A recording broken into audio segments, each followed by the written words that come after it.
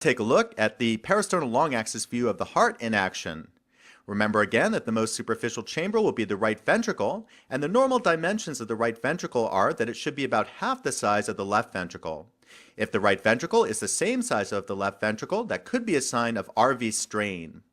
We see the left ventricle posterior to the right ventricle. Note its hypertrophic walls. This patient actually had long-standing hypertension. Let's look at the percentage change from diastole through systole, and here we see that the walls come in well with each heartbeat, indicating good contractility. We see the left atrium to the right of the left ventricle, and notice the mitral valve flipping up and down in between the left atrium and the left ventricle.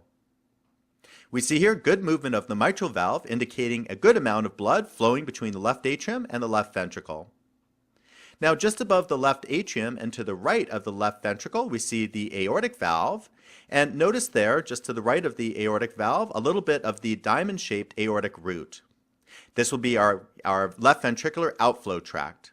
Now, another very important structure to identify on bedside sonography is the descending aorta, which is a cylinder cut in cross-section right below the mitral valve, as seen in this image.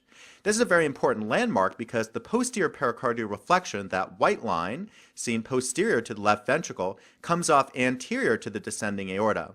This allows us to tell if the fluid that we see there may be pericardial or pleural.